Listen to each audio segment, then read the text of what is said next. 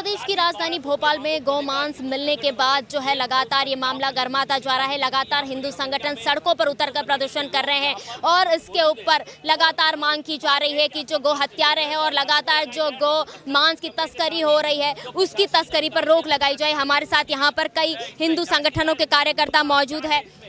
लगातार गौ हत्या की जा रही है, लगातार तस्करी की जा रही है, इसको लेकर क्या कहेंगे? ये सरकार को ध्यान देना चाहिए कि हम सभी सनातनी जो हैं, हिंदू भाई हैं, इन सब की जननी है गौ माता, जिसके अंदर 33 कोटि देवी देवता हैं। तो उस गौ माता का सम्मान होना चाहिए और उसका मांस, यद्यपि किसी भी जीव का जो है मांस नहीं बिकना चाहिए, लेकिन ये सनातन धर्म की जो जननी है गौ माता, उसका तो खास करके सरकार को इस बात को ध्यान देना होगा कि गौ माता के प्रति जो है संवेदनशील हो। मोहन यादव जी जो मुख्यमंत्री जी हैं मध्य प्रदेश में, वो ये लगातार कहते हैं कि हम यदुवंशी हैं, यदुवंशी हैं, और अगर वो यदुवंशी हैं, अपने आप को ये कहते हैं कि हम यदुवंशी हैं, हम गाय के, तो उनको इस बात पे ध्यान देना होगा कि यादवों की आराध्य थी, भगवान कृष्ण यदुवंशी थे और उनकी आराध्य थी हमारी गौ माता, और उसकी ऐसी दुर्दशा हो रही है। आप अपने आप को या कि यदुवंशी कहना छोड़ दो या कि हमारी गौ माता को जो है राज्य माता का स्थान प्रदान करो। और अगर ऐसा सरकार नहीं करती, आने वाला चुनाव 28 में, बहुत जल्दी चुनाव नजदीक है, पूरा संत समाज, पूरा हिंदू समाज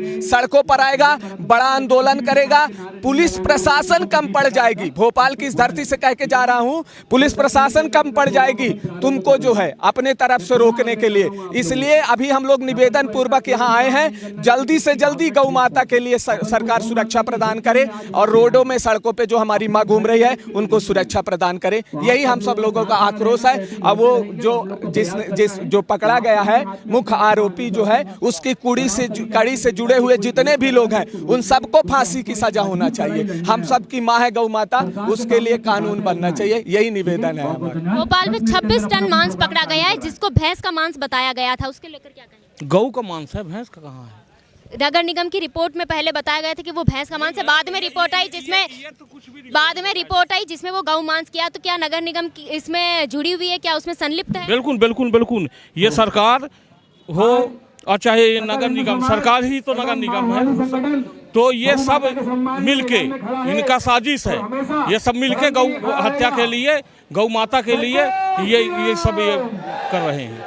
आप देख सकते हैं कि यहाँ पे जो हिंदू संगठनों के जो कार्यकर्ता है वो यहाँ पर इकट्ठा हुए हैं और सीएम हाउस का घेराव करने के लिए आगे बढ़ रहे हैं और अपनी 12 सूत्रीय मांगों को लेकर यहाँ पर उग्र जो है प्रदर्शन किया जा रहा है। इसमें जय मां भवानी हिंदू संगठन के अध्यक्ष के नेतृत्व में ये जो कार्यकर्ता है ये सब सीएम हाउस का घेराव करने के लिए लगातार आगे बढ़ रहे हैं। मध्य प्रदेश में और भोपाल में लगातार गौ हत्या के मामले बढ़ते जा रहे हैं, इसको लेकर क्या कहेंगे? जिस प्रकार 17 दिसंबर 2025 को भोपाल शहर के अंदर एक गौ कंटेनर यहाँ पे पकड़ा जाता है, लगभग 26.5 टन के आसपास। भोपाल शहर के अंदर मात्र 2 किलोमीटर की दूरी पे मंत्रालय है, 2 किलोमीटर की दूरी पे मुख्यमंत्री निवास है। मध्य प्रदेश के जो आला अधिकारी, बड़े मंत्री रहते हैं, उनके घर से मात्र 2 किलोमीटर की दूरी पे एक कंटेनर पकड़ा जाता है। शासन प्रशासन क्या आँख बंद करके सो रहा है, या फिर इस तरह की घटना में प्रशासन और नगरीय प्रशासन पूर्ण रूप से लिप्त है?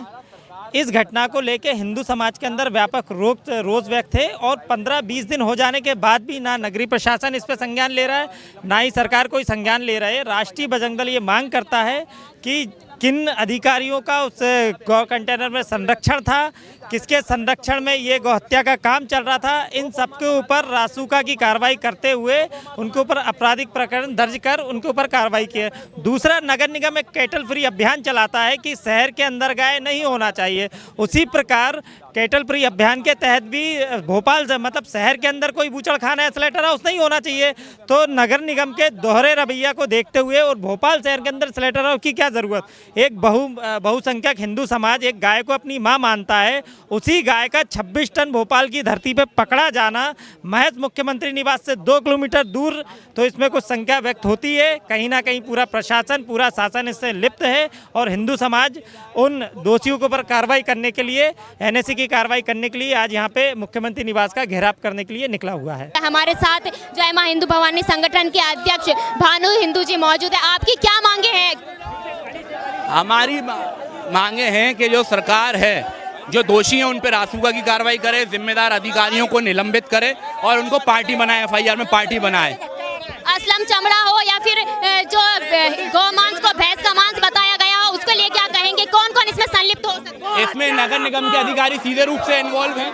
डॉक्टर गौर सीधे इन्वॉल्व है, जिसने ये सर्टिफिकेट दिया कि 50 भैंसें काटी थी, तो नगर निगम के अधिकारी सीधे रूप से इन्वॉल्व है इसमें। आप लोगों की लगातार मांग है, लेकिन क्या इन लोगों को संरक्षण मिल रहा है किसी चीज का? तभी क्योंकि गौ माता को राष्ट्र माता का दर्जा देने की बात की जा रही है। दूसरी तरफ से भारत एक लौता देश है जो पूरे विश्व भर में सबसे ज्यादा गौमांस बेचता है। देखिए, संरक्षण तो नगर निगम के अधिकारियों द्वारा मिल रहा है, तभी तो डॉक्टर गौर ने सर्टिफिकेट जारी करा। नगर निगम की जिम्मेदारी बनती है कि वो देखे स्लॉटर हाउस में क्या हो रहा है, क्योंकि नगर निगम का स्लॉटर हाउस है वो, तो अधिकारियों का सीधे सीधे इन्वॉल्वमेंट है, उन्हीं का संरक्षण है असलम चमड़े को। हिंदू संगठनों के साथ साधु संत भी जो है इस प्रदर्शन में शामिल हुए और सीएम हाउस का घेराव करने के लिए जा रहे हैं। लगातार गौ माता की रक्षा की बात की जाती है, गौ माता को राष्ट्र माता का दर्जा देने की बात की जाती है, लेकिन जो भारत है वो ऐसा देश है जो सबसे ज्यादा गौमांस सप्लाई करता है। मैम, कहीं ना कहीं हमारे लोगों में गलती है, हमारे लोग ही पीछे, क्योंकि हमारी सबसे पहली लड़ाई जो है हिंदू होने के बाद एक हिंदू से लड़ाई, हमारी किसी बेधर्मी से लड़ाई नहीं, हमारी लड़ाई हिंदू से है सर। अगर वो ये सब काम करना बंद कर दो, सबसे पहले अगर कानूनी कार्रवाई होना चाहिए तो जो गौ पालक हैं उनके ऊपर कार्रवाई होना चाहिए, क्योंकि बेचते वही हैं, हकीकत में वही बेचते हैं। जब गाय दूध देना बंद कर देती है, उनको छोड़ देते हैं रोडों पे, उसके पश्चात बेधर्मी जो है गाय को उठा के उसका गलत यूज करते हैं सर। गौशालाओं की हालत की अगर बात करें तो गौशालाओं में गायों की लगातार मौत हो रही है। मैम, बहुत बुरा स्थिति, बहुत बुरी हाल है।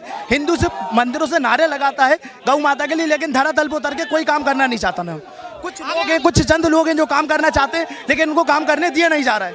आप आज 12 सूत्रीय मांगों को लेकर आगे बढ़ रहे हैं, अगर मांगे नहीं मानी जाती है, कार्रवाई नहीं होती है तो क्या करें? मैम, इससे बड़ा आंदोलन होगा, फिर सकल हिंदू समाज इससे बड़ा आंदोलन करेगा, ये भी आप लिख लीजिए आज। तो आप देख सकते हैं कि यहाँ पर जो है हिंदू समाज की चेतावनी आप सुन सकते हैं। आप आज बैरसिया से यहाँ पर आए हैं गायों की हत्या को लेकर, क्या मांग है आपकी? हमारी मांग यही है कि गौ हत्यारों को फांसी मिले। जिस माँ का हम दूध पीते हैं उस माँ को काटा जा रहा है। क्या मोहन यादव जी उनको माँ नहीं मानते? अगर मोहन यादव जी उनको माँ नहीं मांगते तो मेरी मांग है कि वो कुर्सी छोड़ें। मैं उनके खिलाफ नहीं हूँ, मैं बस एक प्रजा राजा से मांग करती है, वो मांग करने में आया हूँ। हिंदू संगठन लगातार आगे बढ़ रहे हैं, आप देख सकते हैं कि लगातार नारेबाजी करते हुए जो है आगे बढ़ाया जा रहा है और लगातार गौ माता और श्री राम के नारे लगाए जा रहा है। जिन डॉक्टर गौर की जिनके खिलाफ नारेबाजी कर रहे हैं उनको नगर निगम ने निलंबित कर दिया है, क्या कहेंगे? हमें फांसी की सजा सुनाना है लोगों को, उनको फांसी पे चढ़ाया जाए जिनने हमारी गौ माता का खून बहाया है। ऐसे लोगों को छोड़ना नहीं चाहिए। असलम चमड़ा, उसको फांसी होना चाहिए, असलम चमड़े को, उसको मारा है उसने।